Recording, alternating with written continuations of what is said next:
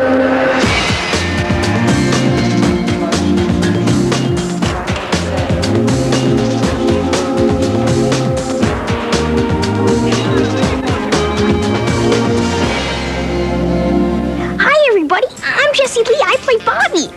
I'm Olivia Hack. Hi, I'm Paul Cetera. I'm Jennifer Elise Cox. Hi, I'm Christopher Daniel Barnes. I'm Christine Taylor. Welcome to Behind the Scenes of a very Brady sequel.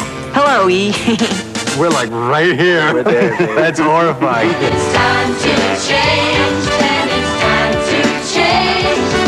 Don't fight the time. Stay with us as the unhippest of the unhip tear down the wood paneling to reveal what really happened during the making of this super cool sequel. It's far out. It gets pretty ugly. This was just a travesty. The main thing happening with myself here is Greg's burgeoning sexuality. Side saddle or bareback? Find out what making the first Brady movie did to the film's stars. Well, I guess we've all become insane. It's giving me voices in my head that I didn't need. One at a time! Here's some uncensored complaints from the cast. What's the deal with Sam not being in this sequel? That's what I want to know. There's one downside. There's no toilet. You're going to see some really horrifying things in this movie. And learn about some other skeletons lurking in the Brady closet. Oh, I think it's empty in there. She has a crush on Peter. She has wild, mad, passionate sex with Sam and no one knows it. I do like the bedroom. And finally, we'll let you in on how those Brady ladies keep their girlish figures. Meatloaf, bacon for breakfast, pancakes, meat and starches.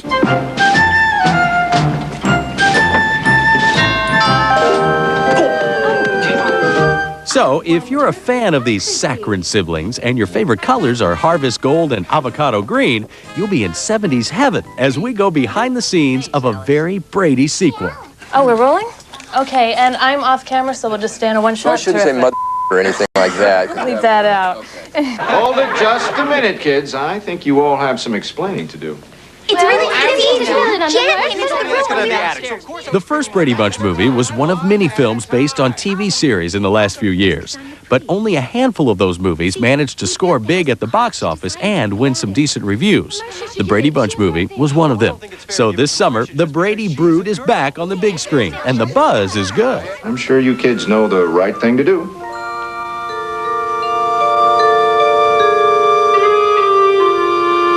Mike, maybe you better tell them. Let me see you enter. This time around, director Arlene Sanford is at the helm. Sanford, who cut her teeth on HBO's hit series Dream On, was a little apprehensive about being one of the few newcomers on the set. It was very scary.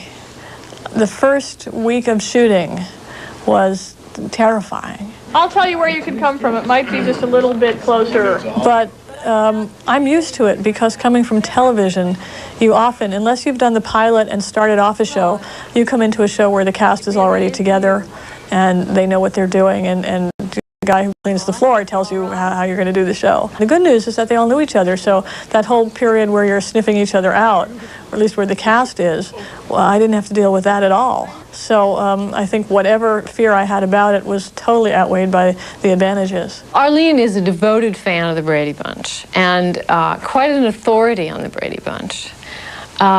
She gets very emotional when she talks about the Brady Bunch. And action. Oh, no! Sanford's devotion to the TV series did not keep her from trying to push the envelope in the sequel, and that ruffled some feathers early on. When I read the version of this script, the second script, I thought that possibly there was a mistake being made by going as far as this script does in some areas. They made this, the sequel a little bit edgier. There's more liberty taken with dialogue and what happens. It's a little bit meaner, and I think it needed to go that way. According to director Sanford, these changes are merely a function of the storyline. I think this movie is perhaps a little edgier. Because this character from the 90s comes into the household of the Bradys, this is Carol's first husband, he allows the family to act in ways that they normally wouldn't. He's the catalyst for some very odd behavior. Alice, this is Roy, Mrs. Brady's first husband. He's not dead like we originally thought. Tim Matheson stars as Carol Brady's first husband, Roy. Oh, Marcia. I'm the Antichrist, yes. Or somebody said I was the anti-Brady. Sandy. Cindy. Cindy? Matheson had no qualms about playing the heavy opposite the squeaky clean Brady clan. I need some advice. Put yourself up for adoption. You know, I like having a character that can be rude and crude and walk the line and say things that maybe are politically incorrect. Hey, do you think Mr. Martin will want to join us for some breakfast? I tried to wake him up and he told me to stuff it.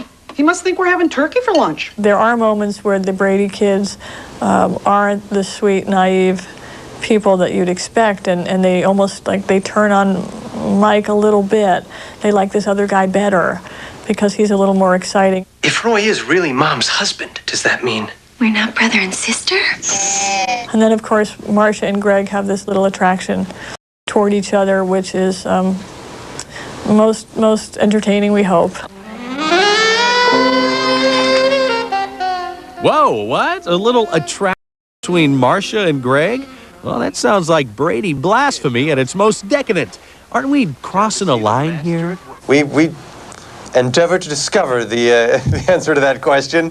They don't share everything, apparently, but it's funny. We walk a really thin line, and reading the script on paper, it scared me to death. I mean, because I am a true Brady fan, and to me, this was just a travesty. This was something that really could be offensive to people, and I know that the first movie appealed to a lot of kids, so the whole subject matter of it scared me a little bit too.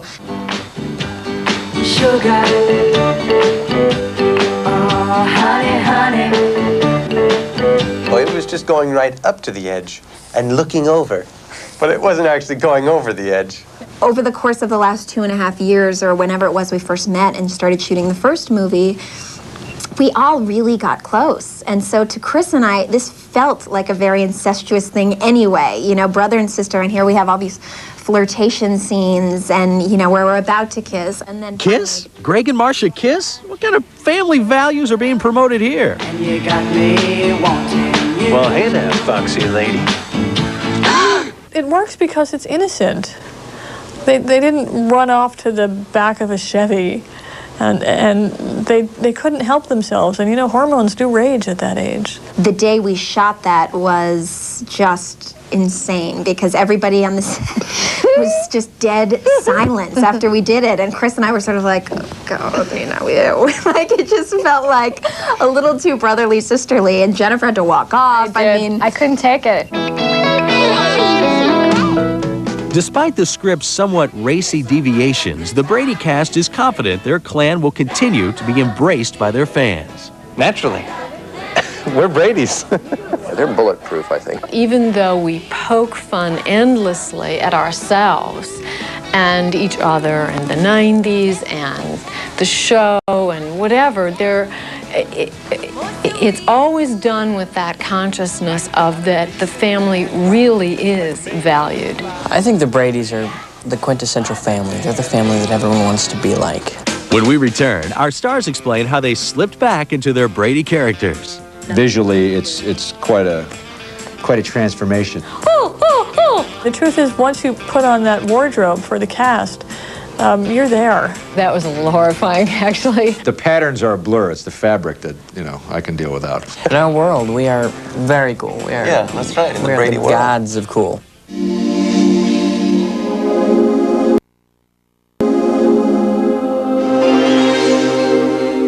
welcome back to behind the scenes of a very Brady sequel. What's me? Not Marcia. Me. Dan, wait, it's me. Now, Marcia, I'm going to need all the help I can get. I'm going to make a 3-tiered wedding cake, and on top, I'm going to... Once the actors got to the set, they had to dig in their heels and rediscover their characters in earnest. And each actor had their own peculiar method of doing so.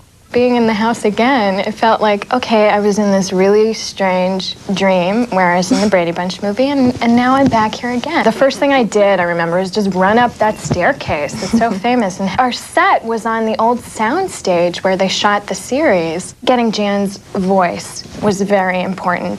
Marcia, It's not really a hard thing to do. You put your THs where your S's are, and, well, I don't think Mommy would allow a horse in the house, and just, you know, do that sort of thing. I'll be Greg for now, for the moment, all right? I got the hunch. Alice came from the acting school of mugging a lot, but she, you know, the face and her smile was always so big. But her voice is higher. Mine's kind of deep as Henriette. Her voice is, oh, Mr. Brady, her voice is higher. I can make this chest so concave. Shelley has a little preparation that she does to become Carol. She has a little bit of a different voice as Carol Brady than she does as Shelley Long. And she does a little bird sound, and she goes, "Oh, Mike." Oh, Mike. Marcia. Jan. Peter. Who are you? For those of you who are interested in anatomy, in order to do the voice that sounds like the character that Florence Henderson originated, the Carol voice, I have to change my voice a lot. I have to soften my soft palate. I have to flex it.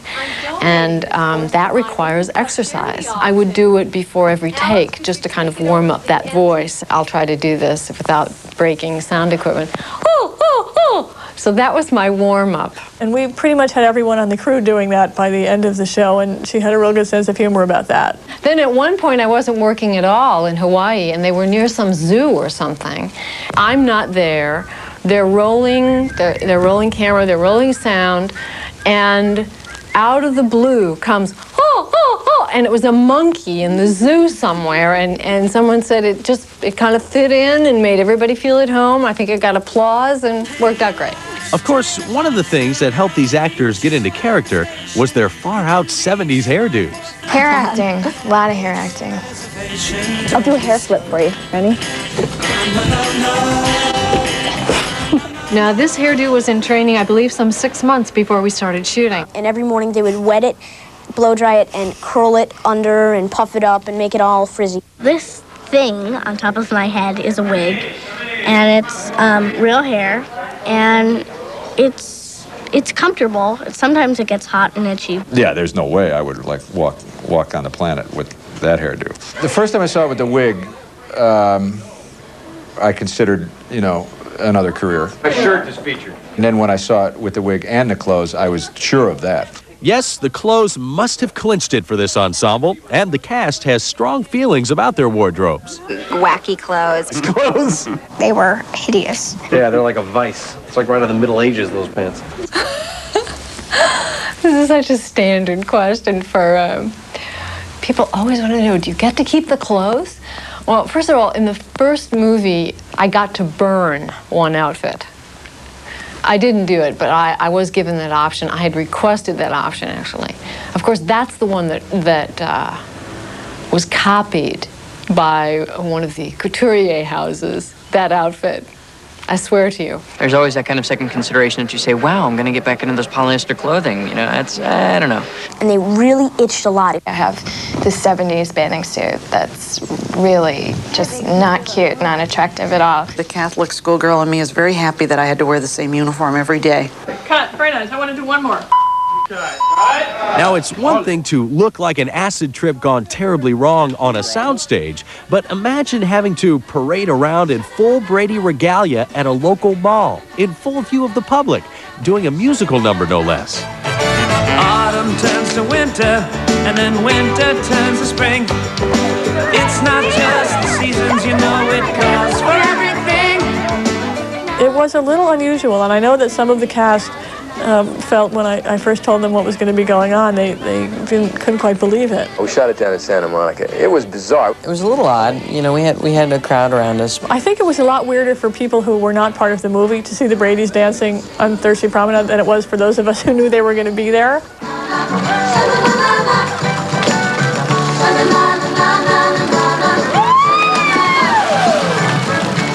The most remarkable thing was that the people, the way they respond to the Brady kids, it was like being with the Pope or Santa Claus or something. I mean, everybody just loves these kids, and they have favorite ones, and they were getting autographs and stuff, and I was like, wow, this is like the Beatles.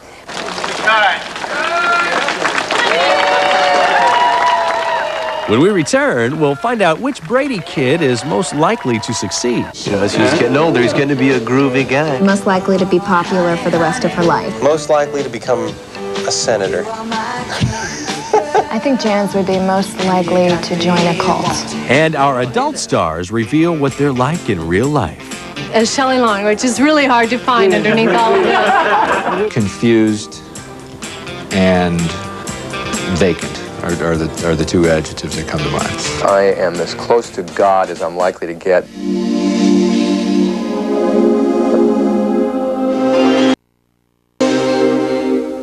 Welcome back to Behind the Scenes of a Very Brady sequel. I'm prettier, aren't I? I don't think so. Marcia, you have grown up to be so gorgeous. I know. And Jan, isn't Marcia gorgeous?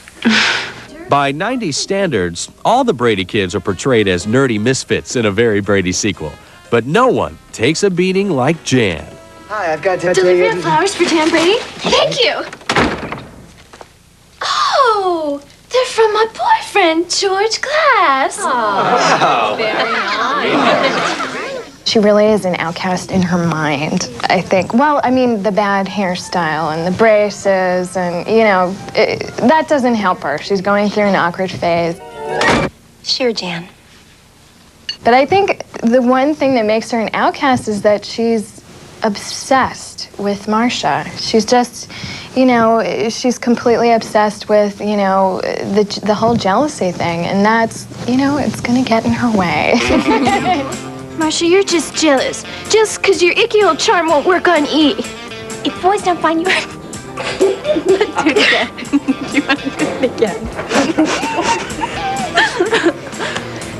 I think I love Jan, you know, because she was the underdog and the middle kid.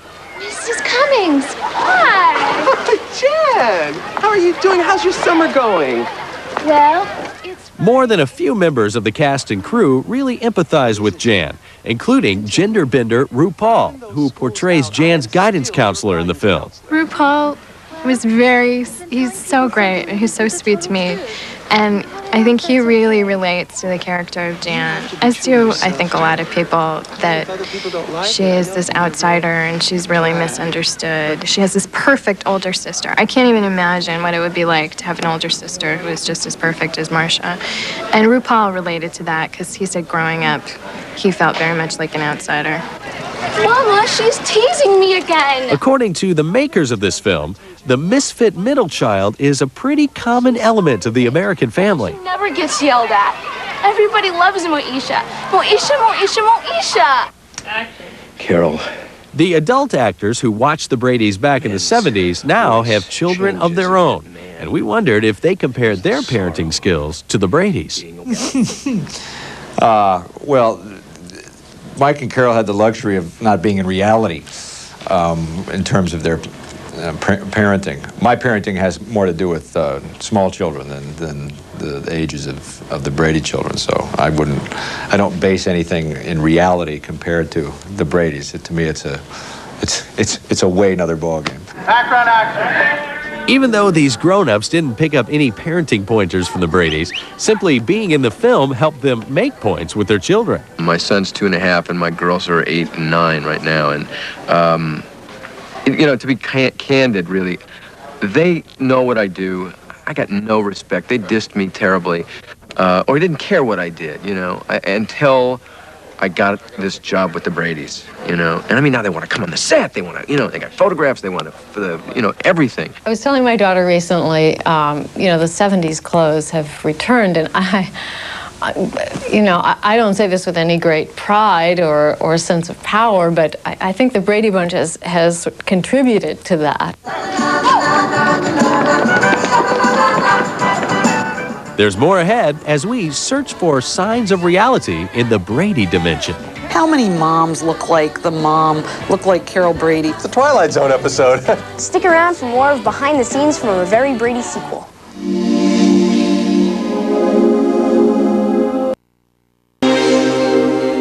Welcome back to Behind the Scenes of a Very Brady sequel. Let me hear some of that good time music that I love to hear. I got plenty of blues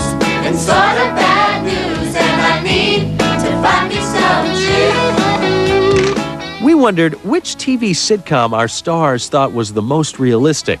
And believe it or not, none of them chose the Brady Bunch. Beverly Hills 90210. Yeah. That's the most realistic family on television. Definitely. Married with children. That old show, The Beavers? Oh, the Cleavers? The Seavers. Roseanne. Why do you? Grooviest chick in the Brady